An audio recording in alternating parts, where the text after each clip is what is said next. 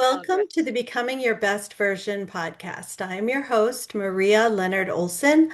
I'm a civil litigation attorney in Washington, D.C.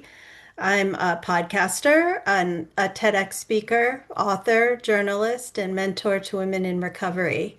You can learn more about me at marialeonardolson.com, and please consider hitting the like button on and commenting on my TEDx talks and maybe reviewing my book. Even one word helps to move these things up in the visibility algorithm. It's a great gift to any author or speaker if you will do these things. So I started this podcast 6 years ago because my work in the realm of women in midlife has brought me in contact with really inspiring women who have inspired me and I think will inspire you. So today I have in our studio here Ilene Berns-Zare, a life and leadership coach, psychologist, educator, and author who helps people navigate their lives with resilience, meaning, mindfulness, and well being. Ilene is the author of a new book called You're Not Too Old and It's Not Too Late: Weekly Practices of Meaning, Mindfulness, and New Possibilities at Midlife and Beyond. It's designed as an accessible 52-week companion. It's an inspiring book that invites baby boomers and Gen Xers to reimagine aging with confidence, vitality, and purpose.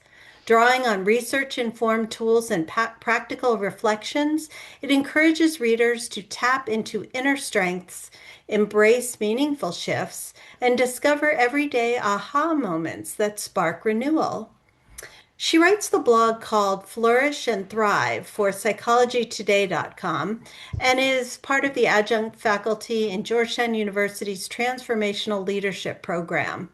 Her passion is inspiring people to flourish in life and work by bringing mind, body, and spirit into flow with your strengths, purpose, and potential. She has a master's in psychology degree, master's degree in human resources development, and a PCC certification from the International Coaching Federation. Her research interests span positive psychology concepts, resilience, mindfulness, spirituality, and personal professional development, including the joys and adventures of adulthood and growing older. You can learn more about her work by going to ileneberns-zare.com and other links, which are all in the show notes. Welcome, Ilene. Hi, Maria. Thank you. I'm happy to be here. Well, you are a busy woman, so I'm very excited that you had time to do this. So let's start with your book. Why did you write You're Not Too Old and It's Not Too Late? That's a great question. And I would say that this book has really quite meaningful to me and is really a result of sort of the winding road and path that I have been thinking about for quite a long time in terms of looking at what are the factors that can help us live more resiliently throughout the seasons of our lives and can help us also look at getting older and wisdomhood in some new and different ways. And there's, a lot of evidence that is informing us that the ways that we think about the process of getting older really can impact the way that we actually do get older and what that experience is like for us and our health and our well-being. That it can be an important factor in inviting us to live our lives with greater resilience, meaning, and happiness. Oh, I completely agree with you. You use the word resilience, which is thrown around a lot. Can you say more about resilience and how we can become more resilient? So you're right. The word is thrown around a lot these days, and resilience. I like to think of it as when we fall down, how do we get back up? How do we move forward? Because stuff happens in life, and we don't ask for all of it, right? And we need to respond to those things. We have choices about responding and how we respond. And resilience offers us a way to think about and to practice this moving forward and responding to life's challenges, to life's vicissitudes, which are just part of the day to day of life. Oh, I agree so much. I mean, I have grown through lots of life challenges, and I use my experience to help other people at the very least not feel so alone in what they're going through and show them that there is very much a way forward, just like you do. Mm. So, what are one or two main ideas that you hope readers will take away from the book? Well, the book "You're Not Too Old and It's Not Too Late" is practical. I hope that it's inspiring and that it's a companion that invites readers to sort of reimagine growing older with perhaps greater confidence, purpose, with greater vitality and resilience, so that it offers a lot of reminders that as we navigate our lives, it can be useful to reimagine how we see ourselves growing older. And here's part of why, because growing older really is filled with a lot more possibility and a lot more opportunities than perhaps it used to be, right? People are starting transitions, adult life transitions, later in the life cycle than previously. The quality of life in developing countries like the United States and other countries has changed. And, and research is showing that our behaviors and our choices can impact the factors for well-being, our thoughts, our behaviors, and that our mindset really matters, so that a positive, more resilient attitude about aging and about living a healthy lifestyle, whatever that is for each of us, and it's different for each of us, right? Developing positive relationships, seeking meaning, continuing to learn, pausing to notice the positives and savoring good moments, and being flexible, etc., can really make a positive difference. So the book offers, I think, in a very easy to read format, sort of a toolbox of inspirational stories and ideas and some practical resources that people can choose from. And of course, again, what one person might be interested in might be different than another person, and the book offers lots of ideas in sort of a reader friendly, a 52-week format that could be read week by week, or could be just like open a page and this looks interesting to me today, I'm going to read this. Yes, yes, I love that format. It really can be a transformational year. And part of the work of doing that sort of reframe that you just described is dispelling stereotypes and Hmm. misconceptions that we grew up with. Like I remember the show, the Andy Griffith show, Aunt Bee. She was only in her 50s, but she looked ancient. That's not what 50 looks like anymore. Yeah, you're right, I remember Aunt B too. And lots of others as well. Yeah. Yeah, and there are so many people in now and even decades ago who are doing great things in their third of their life. Like Louisa May Alcott didn't even publish till after her 50s. The author of Frankenstein was in the third of his life. So there are many things we can do. And I think popular culture is, whether we like it or hate it, provides many illustrations like Madonna. She's slightly older than I am, and she is still killing it on the stage and in life. And Cher, people that I sort of looked up to, they're not just retiring into oblivion. People, they're really making splashes still, and it's a beautiful thing to see. So you also emphasize the importance of mindfulness and mindful moments in midlife and beyond. Why do you think that's so important? That's a great question. Thank you for asking. I think mindfulness is And it's a term again that's thrown out a lot, Yeah. as it's at its simplest, and there are so many experts on mindfulness. I read a lot of them and learn from them and practice myself, but it's really the idea of pausing for the moment, just to notice the moment. You Hmm. even in this moment when you asked me the question, I noticed I took a second to breathe, and I Mm. feel much more present and grounded now than I Yes. did. So just even pausing for a moment to notice that we're breathing or noticing our feet on the ground, right? Or sitting in the chair or whatever.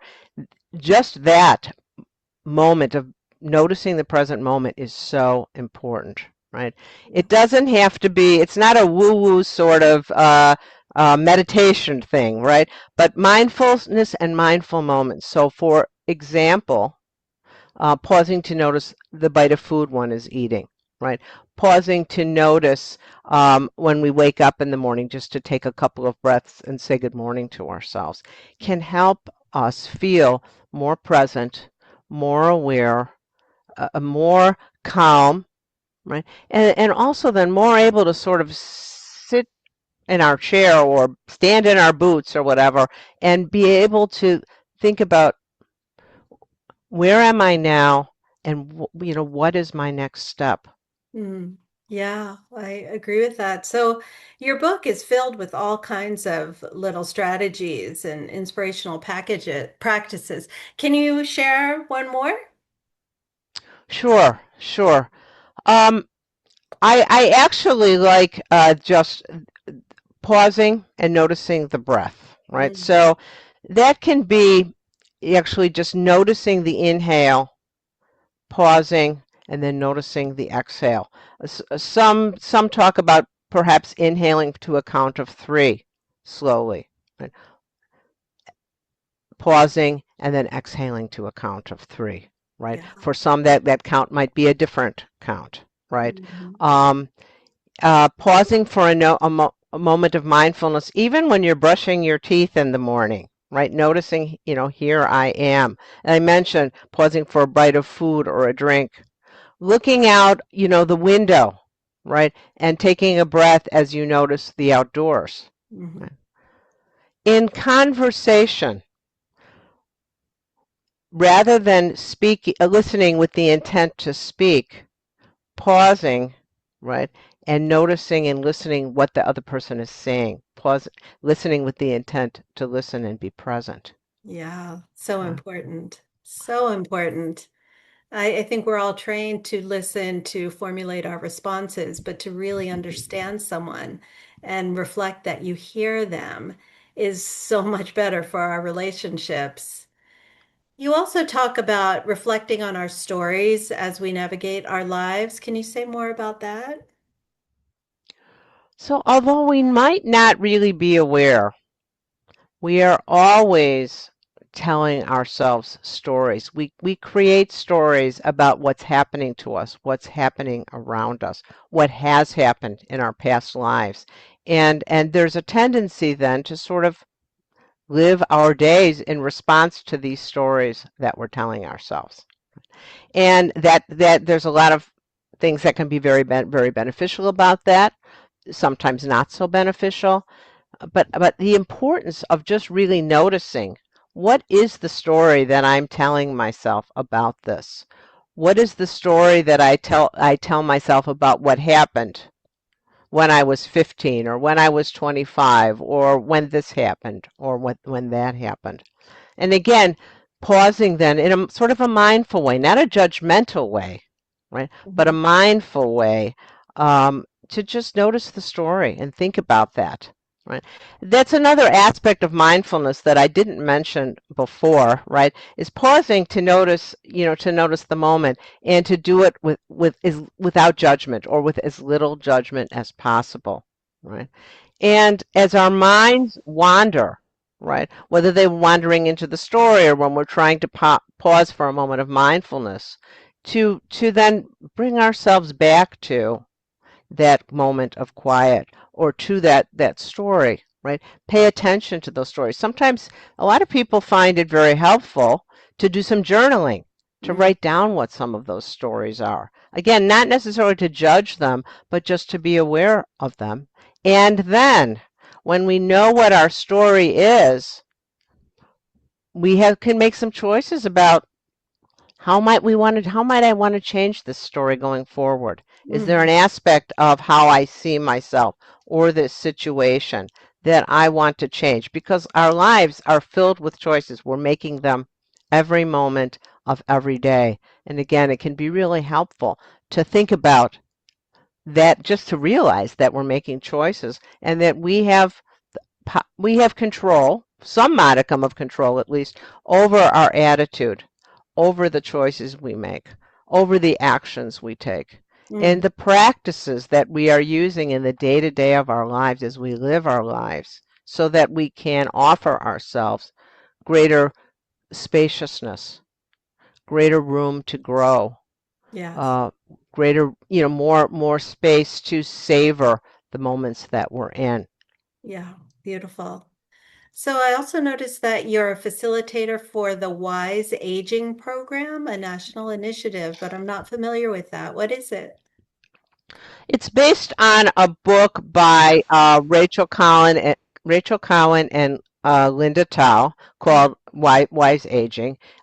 It's actually a book that's based in the Jewish tradition, with and it is filled with just lots of great information and ideas to think about our pathways for growing for as we're growing older, right? And I feel like that this is a good topic to be thinking about, not just sort of, in the 70s or 80s, but really to be thinking about how we grow older at midlife and beyond in each season of our lives, right? Yeah. So that we can think about the stories we're telling ourselves too. Going back to, you mentioned stereotypes before, right? It matters what those stereotypes are. So if you're tending to think of getting older as growing out of touch or losing it, or you know uh, um, less able, as people are growing older, whether we're in our 30s or 40s or 50s or beyond, that's sort of the lens through which we start to judge things, or we might start to. I hear people say, oh well, my back hurts, but that's because I'm 50 now, so of course it should hurt, right? uh, that's something to think about, right? And everybody's going to make their choice about how they think about it. But what if we were to sort of turn that on its head and think about growing older as growing wiser, right? As growing toward wisdomhood, as Mm, growing toward generativity, that there's so much more to contribute because we've learned so much in the seasons of our lives, yeah. right? And so the Wise Aging book that you mentioned talks about some aspects of that, right? And in very different ways, my book, You're Not Too Old, You're Not Too Late, offers some different ideas and strategies for that. Nice. So is it hard for you to come up with columns for Psychology Today, since you do write often for them? How do you think about what to write? that's that's a great question. That's a great question. Um, there's a lot. There's so much, right? So and there are so many strategies and there are so many ideas. So often I take ideas from, you know, a thought from a conversation that I've had, that, um, or, an idea from something that I'm going through or someone I know is going through. I think about all of this huge toolbox of resources that there are, um, related to resilience and flourishing, etc. A lot of my work is based also in positive psychology and the pioneering work of Martin Seligman and all of those that have come after him. Strengths-based work and looking at what our strengths are and how we can leverage them. So I've not run out, and I think I've been writing for Psychology Today for a little bit over 7 years. I also write a newsletter as well for my coaching practice that people can find on my website, and I send that out for free to people. And there's just always there are so many pathways that we can use that are so generative. So I continue to find ideas. But every once in a while, I think about, oh, what am I going to write about this month? And then something will come. That's great. Do you have children or work with people in younger generations as well? Well, I have children. I have children and grandchildren, and we're fortunate that they all live near us. So there's lots of good ideas that come from that, and a number of there's several stories in the book actually that have been inspired by young family members um, who I'm so blessed to have in my life. I don't work with kids.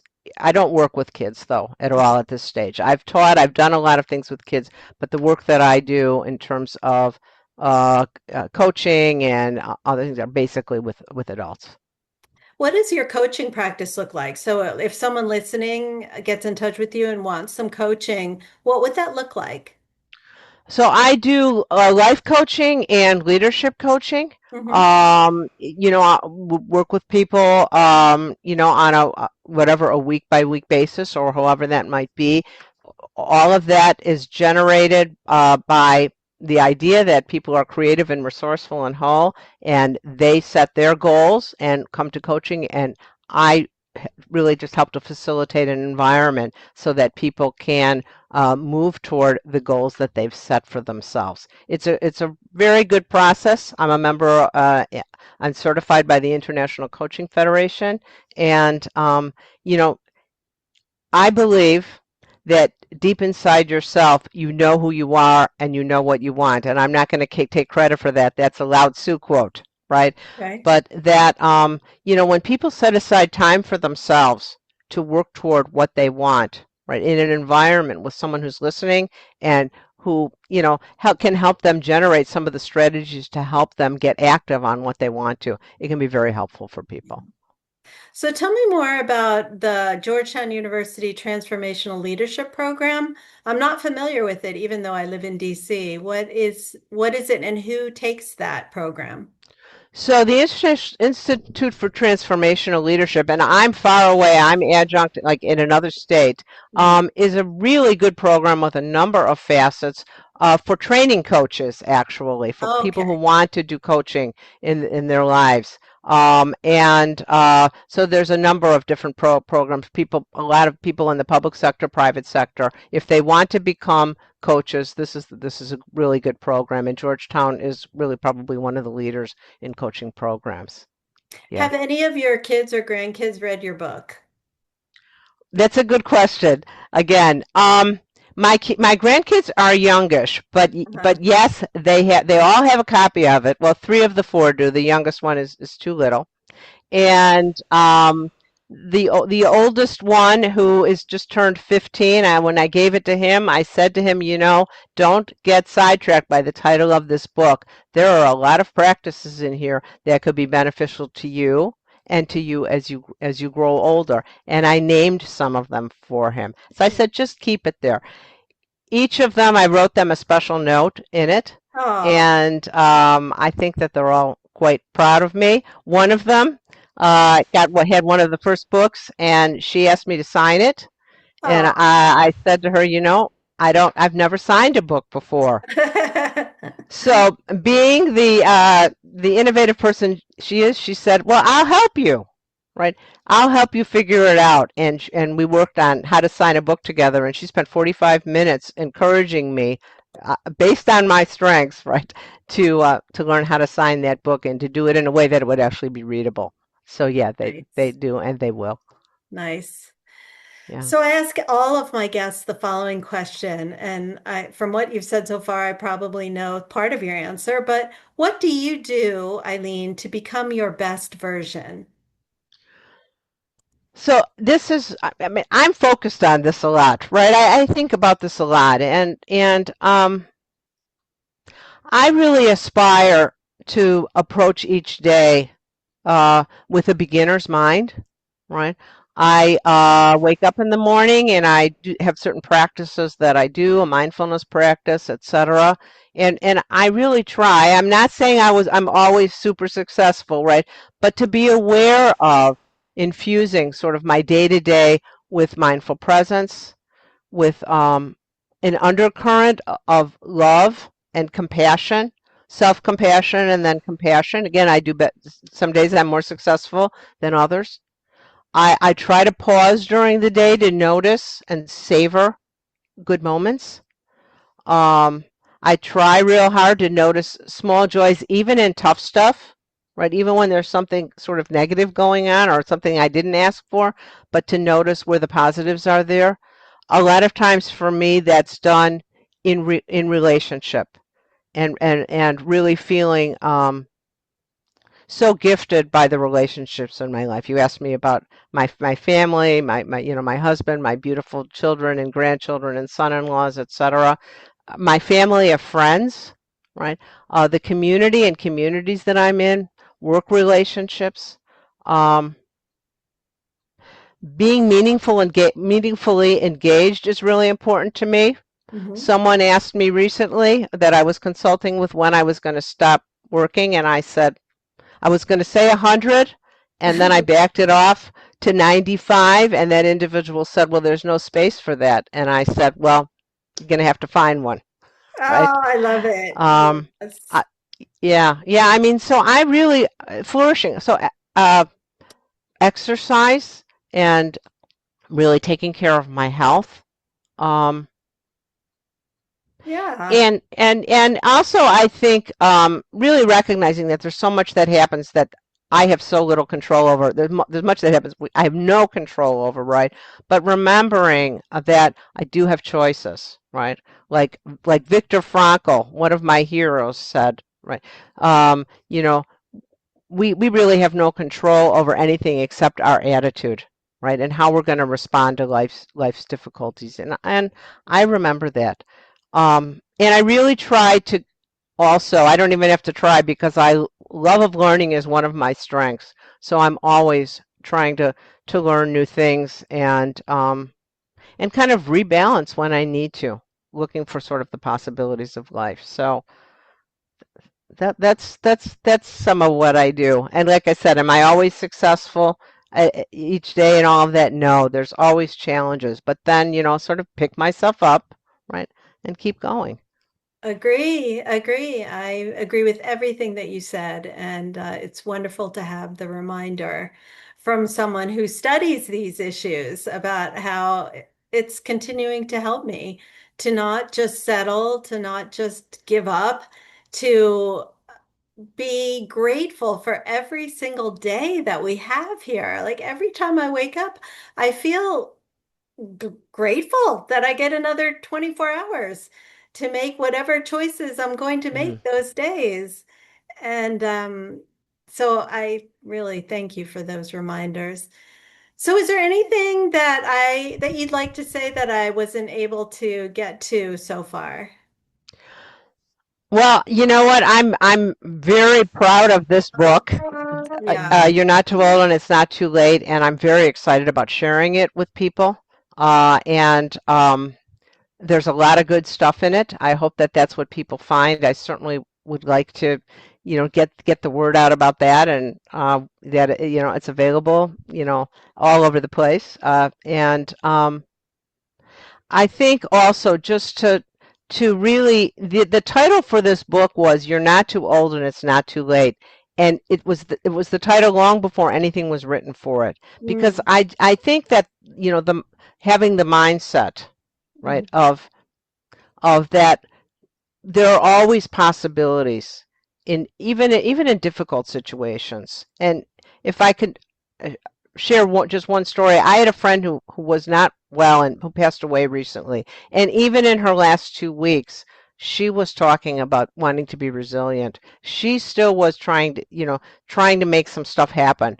And that was her mindset and her attitude. So I learn from teachers like that. And um, I just really want to, just share with people that it's always important to look at what are the possibilities. And when a door closes, is there even a little window somewhere that we can look toward the light? Oh, I totally agree. And I agree that every situation and person has the ability to teach us something if we're open to the lesson. So I thank you for being on the show. I advise people to go to Eileen's two websites and check out her Psychology Today column that is full of interesting information, and her book, which is so accessible and makes it so easy to just even read one page and have a better day. So thank you, Eileen, for being on the show. I appreciate you. Thank you, Maria. Thank you for inviting me. And I guess I should have said, right, EileenBernsZare.com is where people can find me. And thank you for reminding me to say that. Thank So you. thank you.